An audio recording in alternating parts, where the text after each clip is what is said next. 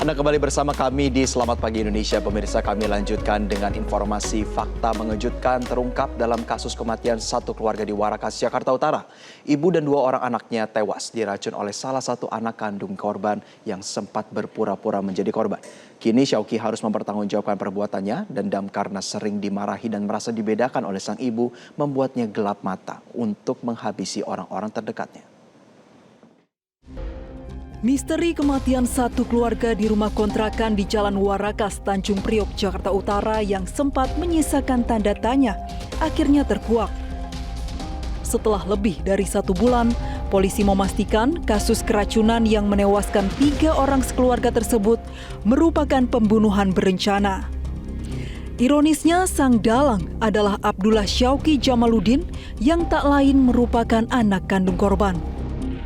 Berdasarkan hasil visum, polisi menyebut korban tewas akibat masuknya zat kimia berbahaya ke dalam tubuh dengan kadar di atas ambang batas. Korban pingsan dengan racun tertentu, dengan metode tertentu. Kemudian proses kedua setelah memastikan bahwa korban pingsan namun belum meninggal dunia, dia menyedorkan racun lagi ke dalam mulut para korban. Jadi jejak kejahatan Syauqi terekam jelas oleh kamera CCTV. Rabu 31 Desember 2025, tersangka terlihat keluar rumah menggunakan sepeda motor sambil membawa sebuah panci yang belakangan diketahui digunakan untuk meracik ramuan maut bagi keluarganya. Usai menghabiskan malam tahun baru bersama teman-temannya, keesokan harinya Syauqi kembali ke rumah dengan membawa beberapa sisa kembang api. Malam harinya saat ibu dan 2 saudaranya sudah tidur, Syauqi merebus air teh di dalam panci dengan dicampur kapur barus dan racun tikus. Rebusan kapur barus itu membuat asap memenuhi seluruh ruangan. Tersangka sengaja keluar dan menutup pintu rumah kontrakan, meninggalkan 3 anggota keluarganya. Pada Jumat 2 Januari dini hari, tersangka memeriksa para korban yang sudah terkulai lemas. Namun melihat para korban masih hidup, Syauqi mencekoki lagi korban dengan teh yang berisi racun hingga akhirnya meninggal dunia. Usai menghabisi keluarganya, di kamar mandi, Syauqi membakar kembang api yang diarahkan ke tubuhnya untuk mengelabui polisi saat menemukan korban dan tersangka. Syauqi pun terkapar sebelum akhirnya dibawa ke rumah sakit. Dari hasil pemeriksaan kesehatan, polisi tidak menemukan racun di tubuh tersangka. Kami mengetahui bahwa hal ini merupakan perencanaan dari tersangka, yaitu karena adanya petunjuk maupun pemeriksaan saksi, ada momen di mana pelaku ini membeli racun tikus sebelumnya. Kemudian racun itu memang dikhususkan untuk dicampur ke dalam rebusan teh tersebut yang memang diniatkan untuk diminumkan kepada para korban. Demikian. Pada saat penanganan awal kita bawa juga ke rumah sakit, namun setelah diperiksa di rumah sakit secara jasmani atau fisik dinyatakan pelaku ini kondisinya sehat dan tidak terpapar racun sama sekali. Kemudian selanjutnya yang bersangkutan juga dilakukan pemeriksaan psikis ya, kemudian di situ juga kita lakukan pemeriksaan kepada pelaku dan pelaku sendiri juga menerangkan mengenai apa yang dia perbuat terhadap para korban. Kini Syauqi harus mempertanggungjawabkan perbuatannya. Dendam karena sering dimarahi dan merasa dibedakan oleh sang ibu membuatnya gelap mata untuk menghabisi orang-orang terdekatnya. Tim Liputan Metro TV. Lalu pemirsa, apa yang membuat seorang anak tega merancang skenario sedemikian rupa hingga menghabisi nyawa ibu dan 2 saudaranya? Untuk membahasnya sudah bergabung bersama kami kriminolog UI Hanifah Hasna. Mbak Hanifah, selamat pagi. Selamat pagi Mas Yose. Terima kasih telah bergabung bersama kami. Mbak Hanifah, motifnya sudah terungkap ya. Ada dendam, sering dimarahi dan merasa dibedakan oleh sang ibu. Apakah Anda melihat ini merupakan sebuah bentuk akumulasi emosional yang tidak bisa tersalurkan secara sehat? Oke, baik. Kalau kita melihat dari yang disampaikan oleh pihak kepolisian bahwa ini adalah sebuah dendam dari kondisi anak-anak yang pernah dimarahin gitu ya, atau sering dimarahin atau dibedakan. Ini memang membuat anak menjadi seseorang yang tidak berharga dan tidak mendapatkan ruang yang aman dalam keluarga. Ini memang sesuatu yang sederhana kalau kita lihat dari luar, tapi secara individu ini menjadi sesuatu yang sangat-sangat berat bagi anak-anak. Tapi yang menjadi permasalahan adalah banyak anak juga yang dimarahin oleh orang tuanya, tapi dia tidak membunuh. Nah, kenapa bisa seperti itu? Karena biasanya dia bisa meregulasi emosi. Jadi pada saat dimarahin, mereka juga diajarkan bagaimana cara meregulasi emosinya. Atau kalau sudah dewasa seperti tersangka pelaku ini sudah 22 tahun, berarti ada lingkungan yang membentuk bagaimana teman-temannya mensupport ketika pelaku ini mengalami kondisi-kondisi yang tidak menyenangkan, begitu ya, atau hal apapun yang membuat seseorang ini bisa meredam emosinya. Tapi apapun itu sebetulnya yang faktanya adalah bahwa dia melakukan pembunuhan, dan pembunuhan itu bukan karena faktor tunggal dari lingkungan, tapi keputusannya adalah dari individu itu sendiri. Mbak Hanifa, menarik untuk kita melihat peristiwa-peristiwanya, detail-detail kita melihat kronologinya. Ini tersangka membuat korban pingsan dengan uap kapur barus, lalu mencekokinya dengan teh bercampur dengan racun. Apa tanggapan Anda nih, terutama berkaitan dengan kira-kira influence ini dari mana nih, Mbak Hanifa? Oke, jadi sebetulnya kejahatan itu dipelajari. Dipelajari itu dari cara-caranya sampai bagaimana cara dia kabur dari hukum. Makanya kalau kita melihat apakah ini direncanakan, memang iya sepertinya direncanakan karena memenuhi unsurnya, karena ada niat, ada jeda waktu untuk dia berpikir untuk tidak melakukan, dan ada persiapan. Ini menunjukkan ada perencanaan. Tetapi yang perlu kita lihat lagi adalah kenapa dia bisa melakukan hal itu sampai sedetil itu. Dan yang perlu kita pahami lagi adalah pasca kejadian dia melakukan hal-hal di mana hal itu menunjukkan stage crime scene gitu ya. Dia mengelabui para penyidik, dia membuat seolah-olah dirinya adalah korban juga. Ini menunjukkan bahwa yang sudah dilakukan adalah melalui perencanaan matang.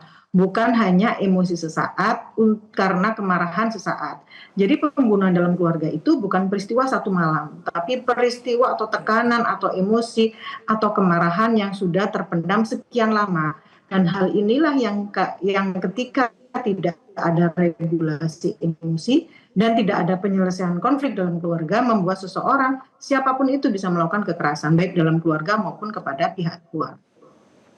Berbicara tadi soal ini merupakan pola yang Anda nilai terencana begitu ya Mbak Hanifa, karena kita juga melihat bahwa ini tersangka ini sempat membakar kembang api ke tubuhnya sendiri agar terlihat seperti korban. Sebenarnya apakah ini tuh sebenarnya merupakan upaya untuk memanipulasi tempat kejadian perkara, dan kenapa anak muda begini ya Mbak Hanifa bisa mengetahui cara-cara seperti ini? Apakah mungkin influence dari media sosial, riset dan lain sebagainya?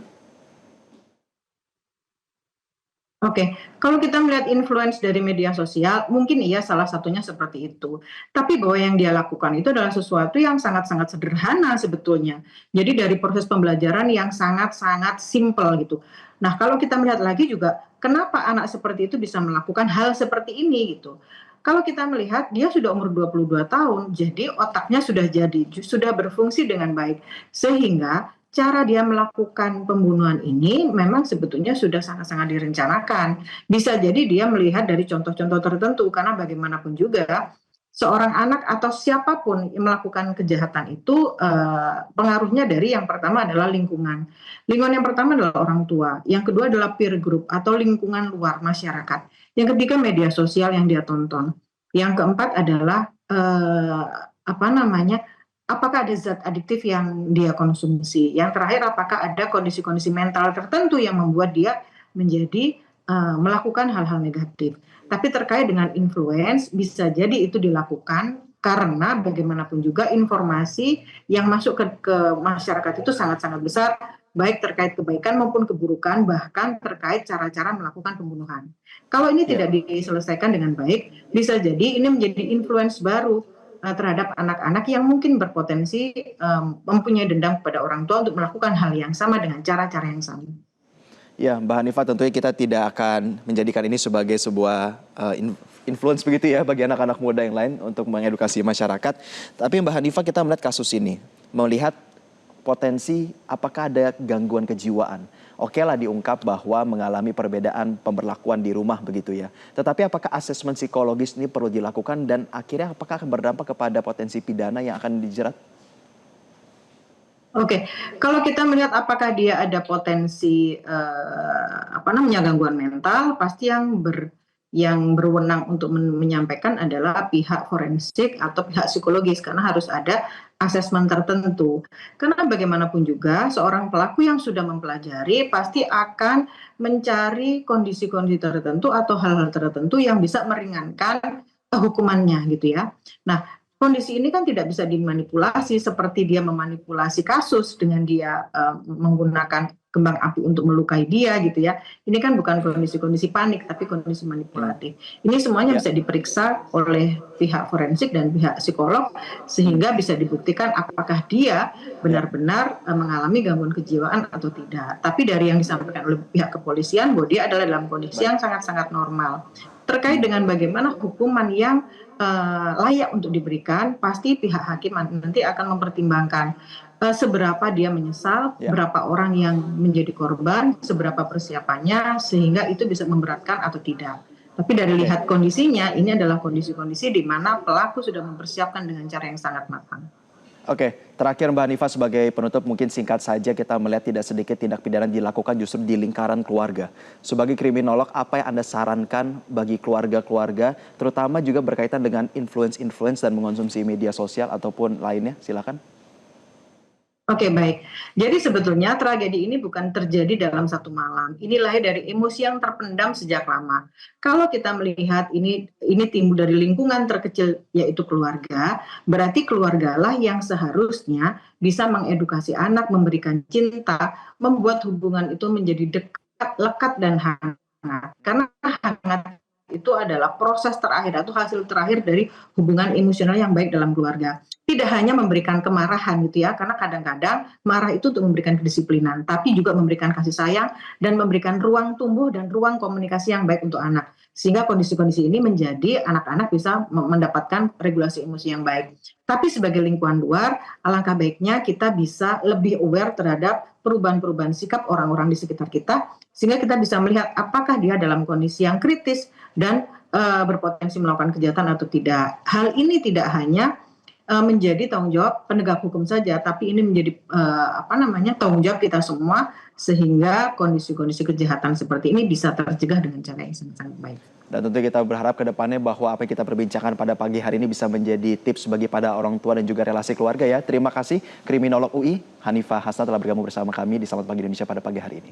Jelajahi cara baru mendapatkan informasi. Download Metro TV Extend sekarang.